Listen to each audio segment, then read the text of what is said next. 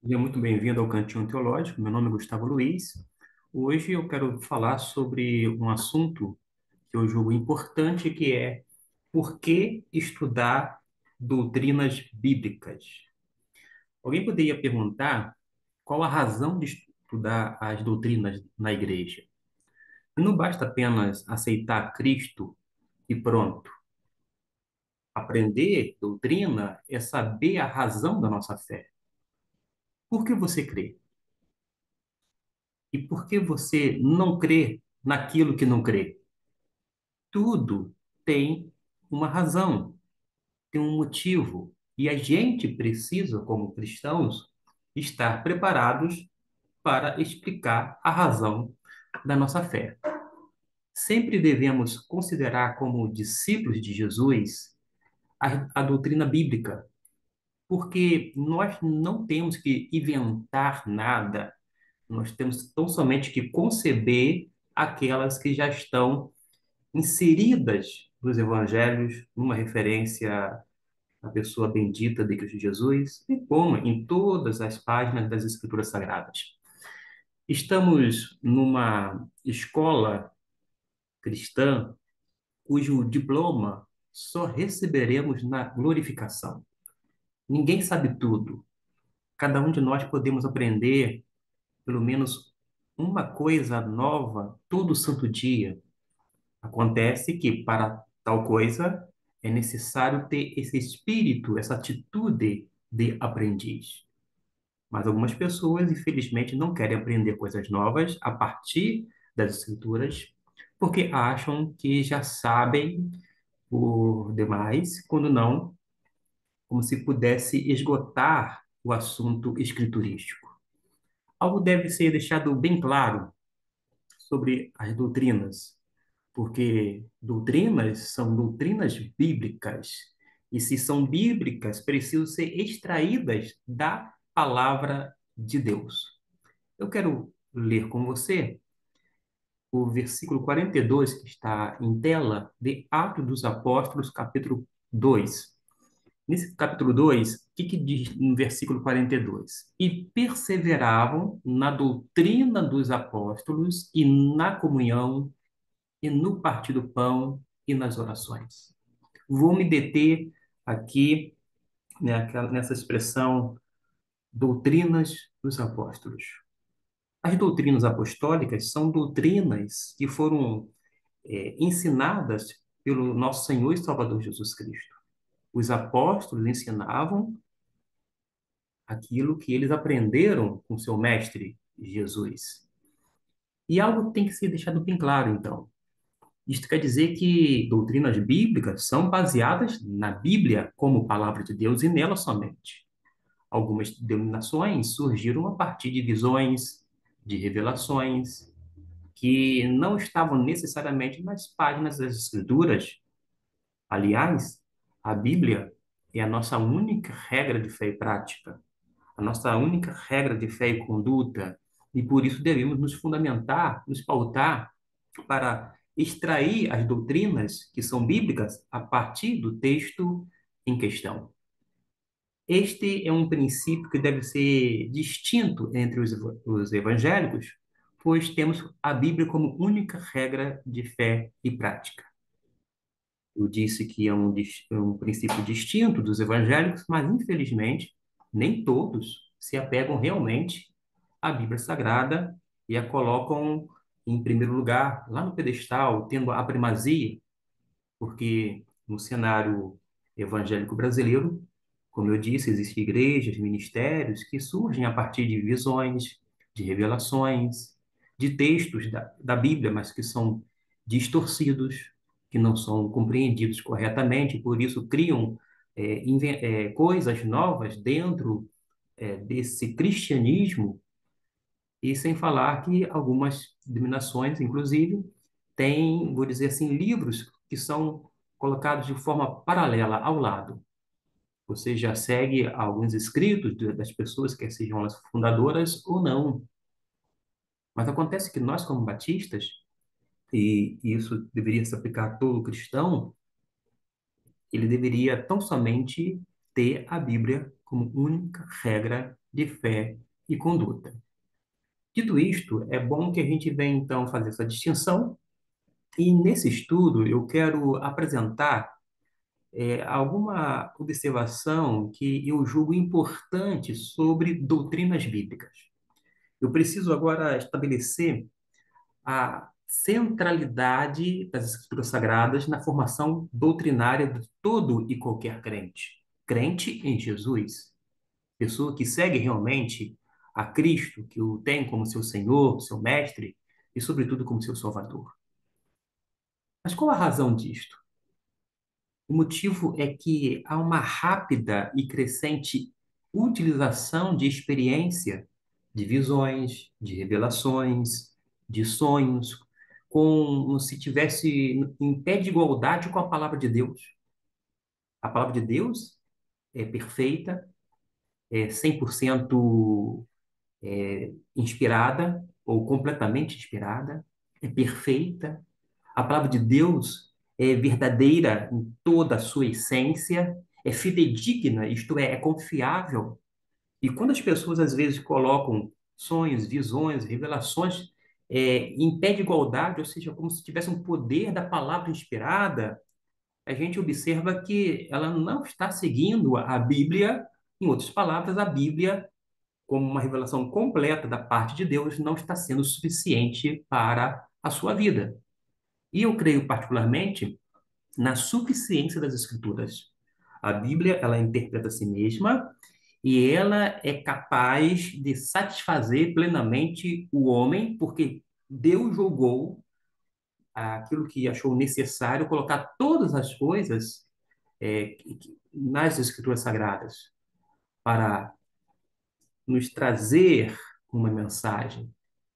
E nós nos apropriamos da mensagem divina. Agora, as coisas que são ocultas não pertencem a nós e está certamente na alçada divina. Há muitos que alegam ter autoridade e desafiam qualquer outra interpretação das Escrituras. Existem pessoas que se colocam até mesmo acima das Escrituras.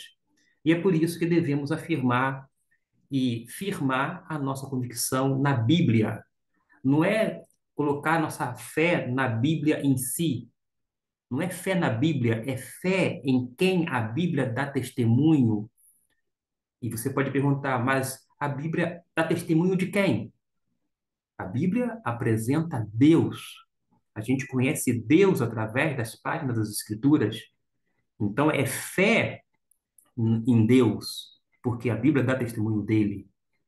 Consequentemente, nós acreditamos piamente nas Escrituras Sagradas como única fonte de pensamento doutrinário, quer deste arraial, uma referência ao Arraial Batista, quer de qualquer outro arraial denominado cristão. O assunto central da doutrina deve ser derivado da onde? Com certeza, deve ser derivada da Bíblia Sagrada. E quando a gente fala sobre isto, a gente precisa lembrar uma coisa muito importante. Só a Bíblia revela objetivamente quem Deus é e o que ele faz. Na Bíblia, nós encontramos os seus métodos, sua vontade, seus propósitos. Na Bíblia, nós encontramos a palavra de Deus inspirada e útil para que o Espírito Santo em nós realize plenamente a vontade de Deus. Ela é a revelação especial de Deus. Isso mesmo. A palavra do Senhor é a verdade para a qual nós precisamos atingirmos a fim de alcançar a maturidade cristã. E só nas Escrituras Sagradas nós encontraremos essa maturidade. Nós chegaremos a ser homens perfeitos, maduros, inteiros, à semelhança do nosso Senhor e Salvador Jesus Cristo. A fé ou doutrina é, portanto, o quê? Fator da unidade da igreja. E somente nas Escrituras é que encontramos a verdadeira base.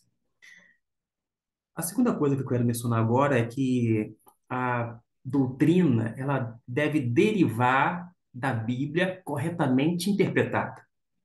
Nem todo mundo entende a Bíblia adequadamente. Aliás, nem todo mundo sabe ler as Escrituras. Por quê? Quando eu pego qualquer texto da Bíblia e faço uma leitura e não entendo, é porque eu não soube ler. E ler é uma arte. Ler é algo que você aprende. Para tanto, você precisa se exercitar. Precisa, entre outras coisas, se disciplinar. Precisa mais do que técnicas. Você precisa trazer a sua mente até o seu coração e colocar diante de Deus em oração para que ele venha iluminar a sua mente a fim de compreender corretamente as Escrituras Sagradas.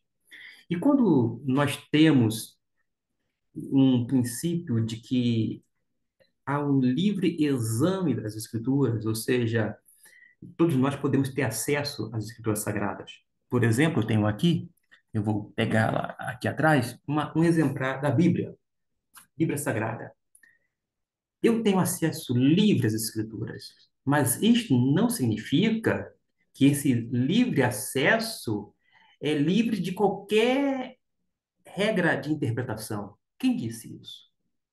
O livre acesso às escrituras não faz com que eu seja um intérprete irresponsável que venha utilizar as minhas ideias, os meus insights, como se fosse algo mirabolante. Antes, eu preciso adotar princípios de interpretação para compreender.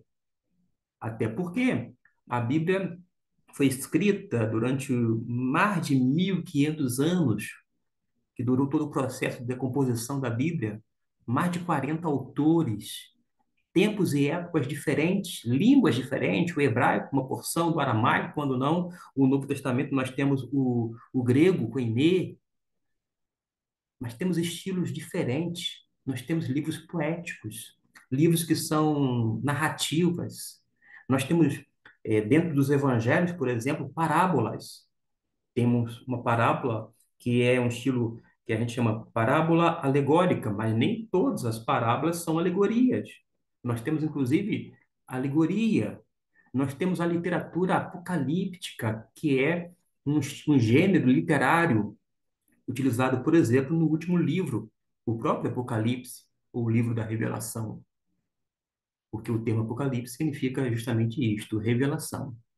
A liberdade de que nós temos para examinar as escrituras sagradas é no sentido de que nós não precisamos de nenhum órgão eclesiástico central que venha interpretar a Bíblia para nós.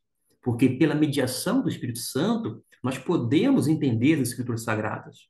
Mas acontece que, ainda que a gente não dependa de um órgão eclesiástico central para compreendermos, nós temos que adotar princípios de interpretação bíblica.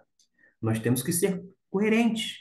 Eu disse agora há pouco que a Bíblia interpreta ela mesma. E se nós desconhecemos ou ignoramos porções ou textos bíblicos, nós teremos dificuldades na aprendizagem é, do seu conteúdo.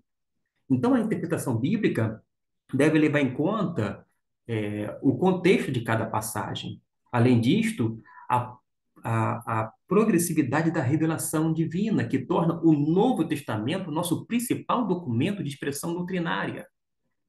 Quando você pega um texto do Antigo Testamento, se você for pregar com base nele, você não deve pregar o Antigo Testamento, mas no Antigo Testamento. Porque nós sabemos que o Antigo Testamento é o primeiro testamento. Fala sobre a antiga aliança ou a primeira aliança. Mas agora nós estamos debaixo de um período chamado graça, que comporta o Segundo Testamento, uma referência ao Novo Testamento, logo estamos numa nova aliança. E você não pode, em hipótese alguma, pegar elementos da antiga aliança e querer aplicar para nossas vidas. Você pode sim ler o antigo, pregar no antigo e entender o Antigo Testamento e aplicar a situações quando o próprio texto permite. porque é o texto que vai permitir você. E você não vai violar o texto e extrapolar o sentido textual.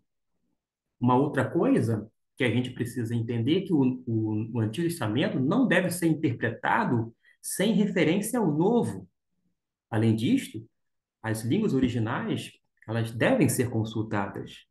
Naturalmente, você não precisa aprender necessariamente o grego e o hebraico, mas você pode ter noção dele. Como? Ter uma noção através de um comentário bíblico que é exegético, que não seja devocional e que te dê condições de fazer não apenas leitura, mas, sobretudo, pesquisa bíblica, para que você venha compreender melhor. Não se admite, por exemplo, interpretações irresponsáveis que conduzem, né, pessoas ao erro doutrinário, como tem acontecido em nossos dias. Vou citar aqui apenas um exemplo. Em Gálatas 3, eu vou aqui projetar para que você acompanhe no Novo Testamento, Gálatas, capítulo 3, versículo 13 e 14.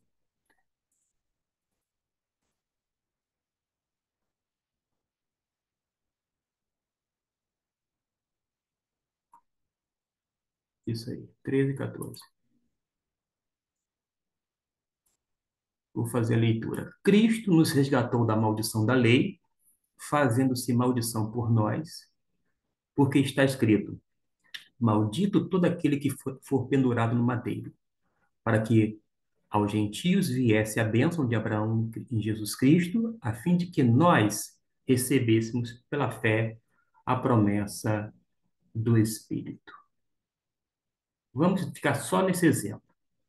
Gálatas 3, versículo 13 e 14, que já foram lidos, fala que Cristo nos resgatou da maldição da lei e que recebemos a bênção de Abraão em Jesus Cristo. Não é isso que está aqui? Isso mesmo. Deixa eu tentar pegar o mouse aqui e fazer o destaque. Bênção de Abraão em Jesus Cristo. A interpretação do Evangelho da Prosperidade que diz que maldição da lei são as maldições da pobreza e doença lá de Deuteronômio capítulo 28. Aí você precisa depois, quer dar uma pausa nesse vídeo, e você fica bem à vontade para dar uma pausa, e lá em Deuteronômio capítulo 28, abra a sua Bíblia, leia o capítulo todo, porque vai falar sobre as maldições do Monte Ebal. E a bênção de Abraão é a prosperidade física, financeira e espiritual. Assim, quando Cristo foi crucificado, Cristo nos garantiu a prosperidade financeira e a saúde, diz a famigerada teologia da prosperidade. Sendo que isto não tem base bíblica. Para não delongar muito, podemos dizer que essa interpretação atropela todas as regras de interpretação e só pode ser sustentada mediante o quê? Um autoritarismo daquela pessoa que diz ter recebido essa interpretação onde é, mostra algo completamente novo revelado por Deus. A maldição da lei é a ira de Deus que paira sobre a humanidade quando a gente lê o texto. E que só mediante a morte de Jesus na cruz é que é possível escapar dela. Desta forma, ninguém nega que o crente pode ser próspero ou ter prosperidade. Ninguém nega isso. Ninguém pode negar que o crente não pode ter saúde. Quem disse isso? Eu não serei leviano a tal ponto. Mas acontece que não são coisas automáticas, tipo obrigatórias. E a teologia da prosperidade muitas vezes coloca essas coisas, como a prosperidade e a saúde como se fosse algo obrigatório, quando na verdade não são. E toda passagem bíblica, então a gente vai aprender que deve ser interpretada à luz de princípios tais como o princípio histórico, o gramatical, o teológico e o prático, porque você tem que aplicar para a sua vida. Toda doutrina formada a partir da interpretação deve ser digna de ser seguida na vida do crente. Simplesmente por alguém citar um versículo bíblico não significa que ele deve ser seguido. Aliás, eu tenho percebido que muita gente, pelo menos nas minhas relações, que não são apenas pessoais, mas são relacionais, quer através da internet, conversando, mantendo assim, um feedback nos grupos, nos grupos, né, que é de WhatsApp ou nas redes sociais no geral, eu tenho observado que as pessoas, quando elas citam versículos, mas elas não entendem aquele versículo. Ela chega a citar, de repente, dezenas de versículos, mas ela não consegue se situar contextualmente. Elas citam versículos de uma forma aleatória, jogando ao ar, mas elas mesmo não compreendem. Ora, gente, eu digo de todo o coração, se você tem um texto, suponhamos aqui de uma forma aleatória, tá? Você está em Mateus capítulo 3. Se você não entendeu Mateus capítulo 3, não adianta pegar um outro texto paralelo que você não vai entender bolufas. Você precisa ler esse capítulo e entender, depois que você entender, interpretar e, por sua vez, aplicar, que é a sua vida ou a de outros. Da mesma forma, pode pegar, depois de entendido essa porção aqui, esse recorte, esse texto, você ir a outro texto, ler, entender, interpretar e aplicar. Acontece que, às vezes, a gente vê as pessoas metendo os pés pelas mãos. Como? Pega um recorte, uma porção, né, de um texto, lê, não entende e, ainda assim, tenta buscar auxílio com outro texto que ele também não vai entender. Pode colocar de uma forma paralela, ao lado, mas nem sempre a pessoa consegue fazer uma conexão adequada, fazer realmente algo que venha oferecer um sentido escriturístico. E por isso que a doutrina ela precisa ser formada a partir da interpretação que seja digna de ser seguida na vida do crente. Simplesmente por citar um versículo, a pessoa não deve ser seguido. E nenhuma doutrina pode ser estabelecida na base da exclusiva revelação. Revelação na forma assim, de revelação fora das Escrituras. A Bíblia é a palavra de Deus. Única regra de fé e prática. Toda revelação ou toda experiência que estiver fora daqui, que não passar pelo filtro, inclusive, não deve ser seguida por ninguém. Esse é um outro fator que gera confusão. As pessoas, por exemplo, elas têm sonhos confusos e, vez ou outra, elas perguntam a mim, às vezes em off, falam assim, ó, Gustavo, eu tive um sonho assim, assim, assado. O que isso significa? Ora, ela diz que ela teve um sonho e esse sonho é de Deus. E quem sou eu para questionar? Eu não vou me meter nisso. Mas acontece se ela teve um sonho que ela alega ser de Deus, e se ela não entendeu por lufas, por que ela vai perguntar a mim que não tem nada a ver com esse sonho? Percebeu? Agora, eu, particularmente, eu sou estudante, um aprendiz das Escrituras Sagradas. Eu interpreto a Bíblia, não necessariamente sonhos ou visões de outras pessoas. O que eu posso, no mínimo, é fazer o seguinte: fazer uma análise do fenômeno. O fenômeno passa a ser a partir do momento que eu começo a observar. Ainda assim, eu vou descrever o fenômeno, eu não vou emitir minha opinião, eu não vou dizer assim, dar um parecer final. Eu não. No fenômeno, eu começo a observá-lo, por sua vez, a descrever na íntegra, o mais próximo possível e de uma forma isenta, como se isso fosse possível, quando na verdade não é, mas se isentando ao máximo para não dar a opinião diante de um fenômeno. Mas a gente vai ter que descrever esse fenômeno, porque as pessoas, em certos aspectos, elas tentam aparentar uma certa espiritualidade e tentam colocar as coisas que elas têm, as suas experiências, como se fossem normas para outras pessoas. E normalmente essas experiências são êxtase, expulsão de demônios, atos de poder, dons de cura. Teve um período na igreja chamada evangélica que teve o tal de sopro ou cair no espírito, sopro do espírito ou cair no espírito. A pessoa jogava paletó, os outros caíam lá e depois virava para mim e falava: O que que é isso? Sei lá o que que é isso.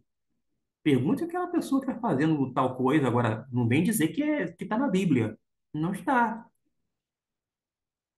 Teve um tempo atrás a unção de Toronto, que as pessoas caíam gargalhadas, ficavam rindo e de uma forma assim, sem nenhum controle, a gargalhada durante minutos, quando não horas a fio. Outras pessoas emitiam ruídos, digo, sons como de animais, imitando animais. Gente, eu só sei o seguinte: quando eu abro lá a carta ou a epístola de Judas, não me refiro ao Judas Iscariotes, porque ele não escreveu, mas a Judas, aquele chamado meio-irmão de Jesus, quando ele escreve aquela síntese, porque é uma epístola muito sucinta, ele vai dizer, em determinado momento, para nós não agirmos como animais irracionais.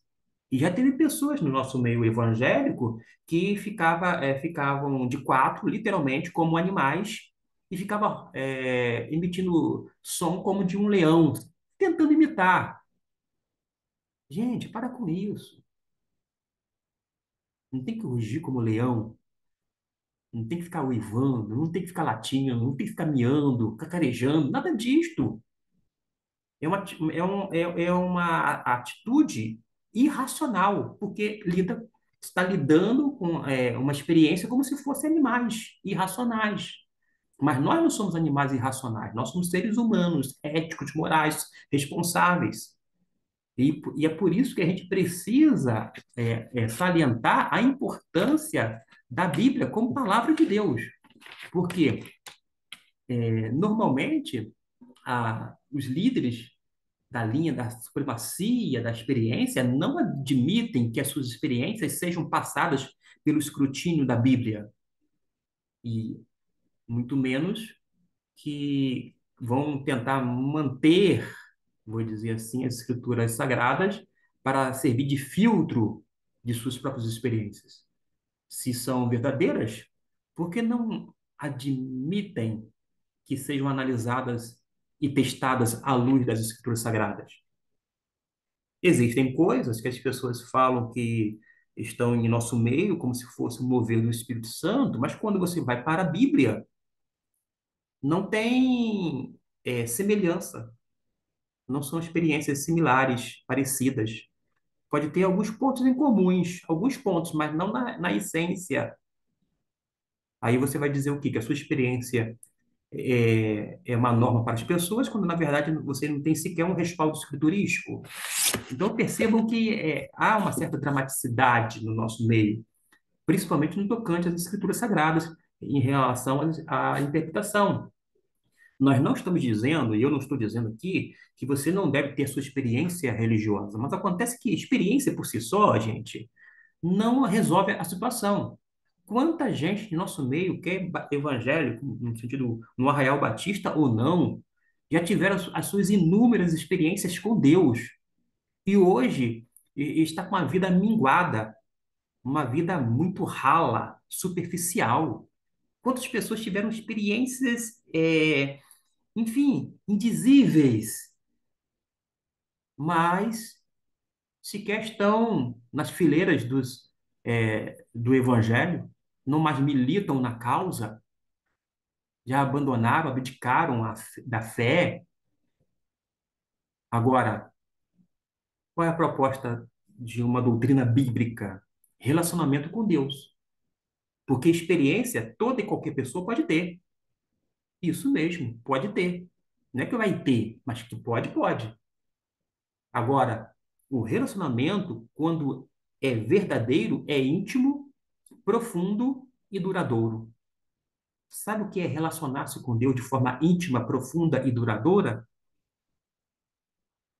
E isso só vai se dar através de um relacionamento responsável de uma leitura, meditação, estudo e pesquisa da palavra de Deus, regado à oração, e que tenha um objetivo: obedecer ao Senhor em tudo. Esta é a proposta desse vídeo. Nós não devemos, vou dizer assim, participarmos de uma comunidade chamada cristã sem refletirmos.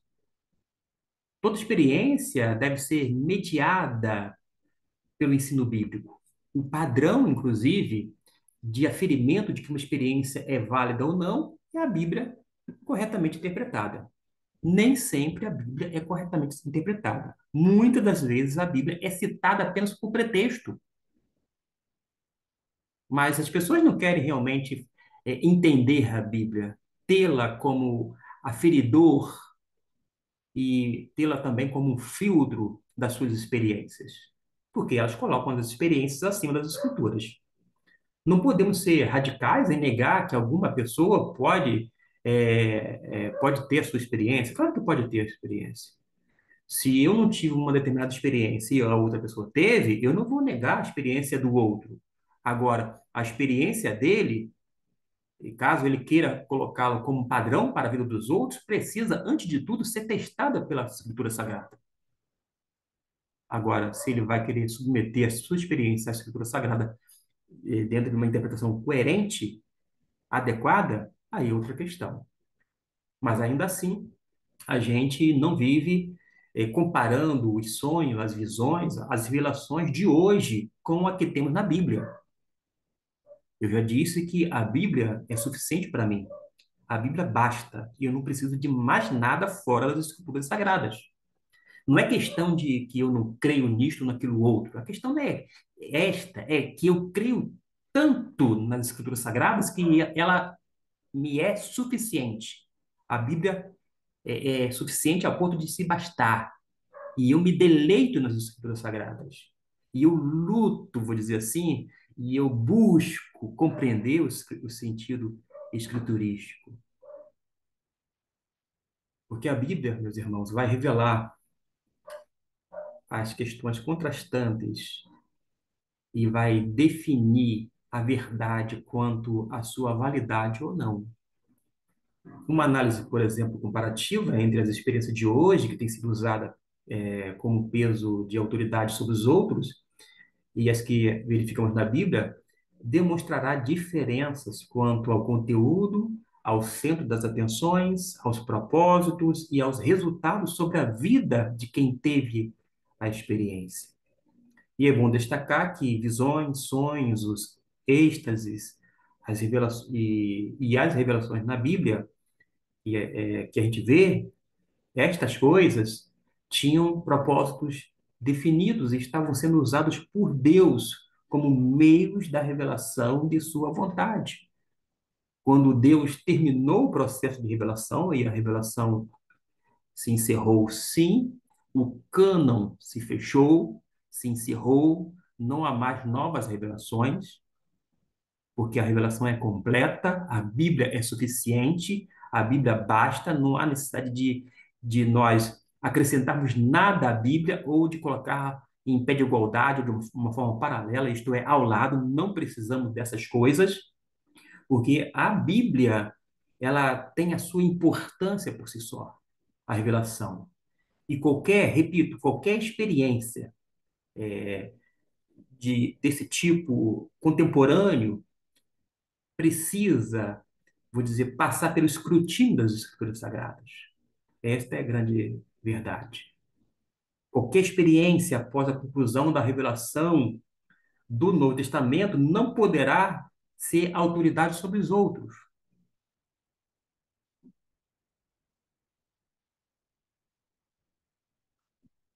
Por mais legítima que seja a sua visão, o seu sonho, a sua experiência, ela não é padrão para a minha vida, para a nossa vida, para a vida dos outros. Porque padrão, isto é, regra, somente as Escrituras Sagradas, somente a Bíblia, que é a palavra de Deus. A gente agora pode falar um pouquinho, antes de fecharmos, sobre a unidade, a tarefa e a posição da igreja no mundo que precisam de uma doutrina bíblica consistente e coerente. Existem doutrinas que não são coerentes, são incoerentes. E existem doutrinas, entre aspas, que são inventadas, são criadas pelos homens. Então, existem doutrinas inconsistentes e incoerentes. O apóstolo Paulo, eu vou te colocar em Efésios, no capítulo de número 4, no versículo 4, ele fala assim: há um só corpo e um só espírito, como também fostes chamados em uma só esperança da vossa vocação. O 5, um só Senhor, uma só fé, um só batismo. Versículo de número 6 agora. Um só Deus e Pai de todos, o qual é sobre todos e por todos em todos.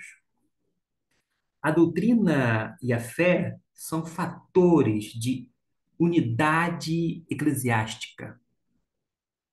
É triste ver uma igreja local fraturada, rachada, com cisão.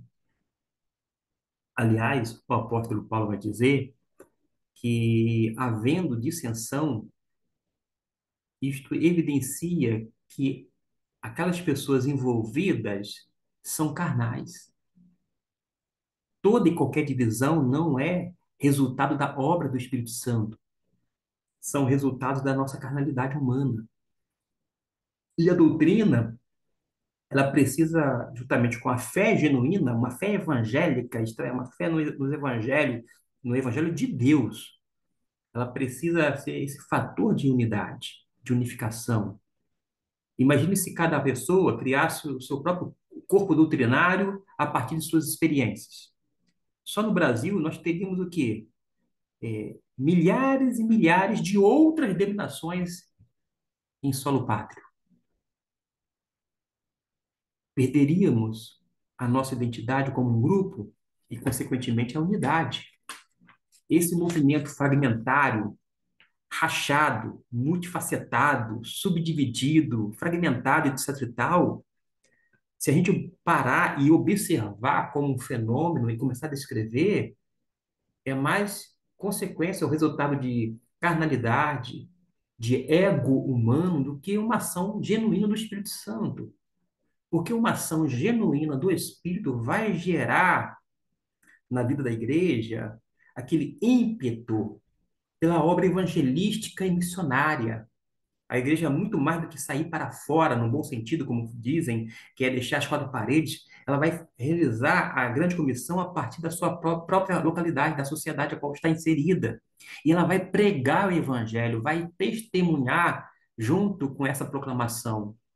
A proclamação do evangelho caminha junto com o testemunho evangélico, um testemunho coerente. E a pessoa dá um testemunho a respeito da pessoa de Jesus, ela anuncia Cristo, e Cristo salva as pessoas, modifica as pessoas, Cristo transforma as pessoas, e é isto que a gente tem observado. Agora, a tarefa da igreja exige muito mais do que unidade na doutrina. Ela é um instrumento da proclamação do evangelho, pois quando nós compreendemos o que cremos, mais decisiva é a nossa pregação, mais convictos estaremos de quem nós temos crido e de quem de fato é Jesus. Quando pregamos o que é bíblico, aí a nossa proclamação ou anunciação vai ser de forma mais efetiva, pois a fé vem pelo ouvir, e o ouvir a palavra de Cristo, diz Paulo aos Romanos, no capítulo 10, versículo 17. O que pregamos é nossa compreensão acerca da palavra de Deus. É isso apenas? Não, é uma convicção, mediante um relacionamento íntimo, profundo e duradouro com o Senhor. A compreensão, ela precisa ser muito bem definida. Definida aonde? Nas Escrituras Sagradas. Tem que ser delimitada, inclusive, pela própria palavra de Deus. Porque nada além da Bíblia deve ser autoridade sobre o pensamento doutrinário. É a minha percepção. A posição que a igreja ocupa no mundo requer uma doutrina definida. Tem que ter um corpo doutrinário. Dentro desse bojo, desse pacote doutrinário, tem que estar algo muito bem delimitado, definido. Uma igreja, por exemplo, que não sabe o que crê, pouco é eficaz na sociedade. Da mesma forma, se um crente não sabe em quem crê ou no que crê, ele não vai ter como ser eficaz em relação ao seu testemunho na sociedade, na comunidade, no bairro onde ele está morando, vivenciando. E qual é o propósito? Qual é a sua origem? O que crê? Uma igreja entrega qualquer tipo de doutrina sem a mínima base bíblica, porque ela é baseada nas pessoas, não pode dar segurança espiritual, nem a si mesmo, nem aos outros. Lembra que eu falei que a revelação é fidedigna? A Bíblia é fidedigna. Ela nos dá segurança. Agora, tudo que estiver fora das Escrituras Sagradas, nós não podemos nos agarrar, porque não é regra de fé e prática para a nossa vida, ou seja, a nossa conduta não tem que ser estabelecida através de outras experiências, quando não outras revelações fora das Escrituras Sagradas. Porque é na Bíblia que mostramos nossa identidade. Aliás, os crentes antigamente eram conhecidos como Bíblias, porque eles tinham muito mais do que um apreço. Eles estudavam com bastante fome a palavra de Deus. Algumas questões bem rápidas. Você é competente em questões de fé? Não é para ficar discutindo quem sabe mais versículos bíblicos, nada disto. Já que Deus habita em você através do Espírito Santo e o capacita a entender as Escrituras, e é por isso que o exame é livre, o exame das Escrituras é livre, você não pode se esquecer do seu compromisso, que é com a verdade das Escrituras. O seu compromisso não é com um partido político, não é com uma ideologia, o seu compromisso não são com pessoas em si, por melhores que sejam ou mais bem intencionados que sejam também. O seu compromisso é com a Bíblia Sagrada. Só a doutrina que é baseada na Bíblia tem o seu valor. Baseada na Bíblia, corretamente interpretada. Pegar versículos bíblicos isolados, isolados fora assim, do contexto, é um ato nocivo, porque a gente pode formular um ensino que seja perigoso, pois pode estar introduzindo uma formulação de uma doutrina que vai conduzir ao erro. E muitas pessoas estão sendo ensinadas em erro, no erro e para o erro, porque não estão ensinadas a partir das escrituras sagradas, e sim através de experiências pessoais, quando não através de revelações extras bíblicas, isto é, fora das escrituras. A experiência é importante? Claro que sim. Devemos ter nossas experiências com Deus através da oração, através da comunhão, através do testemunho, e por aí vai. Mas devemos ter nossas experiências quando ela tem uma norma para os outros a partir de quê? Da Bíblia Sagrada. Porque a experiência precisa ser testada pela palavra de Deus. Que a gente venha a ter uma atitude dos bereanos. Porque os bereanos, vale a pena você ler depois, Atos 17, versículo 1 até o 14. Eles examinavam as escrituras sagradas. E tudo que as pessoas dizem ou fazem eram analisadas, eram observadas. Tem muita gente sendo enganada porque não examina e aceita tudo sem qualquer juízo crítico. Devemos observar uma coisa que João nos deixou lá na sua primeira epístola, no capítulo 4, versículo 1. Ele diz assim: Amados, não creiais em todo o espírito, mas provai se os espíritos vêm de Deus. Por quê? Porque muitos falsos profetas têm saído pelo mundo. E eu termino. Nem tudo o que dizem estar na Bíblia é de fato bíblico. Que Deus o abençoe. Espero que tenha gostado dessa reflexão e que você possa tirar algum proveito deste conteúdo. A minha oração e o desejo do meu coração é que você seja grandemente abençoado pelo Senhor. Até o nosso próximo vídeo.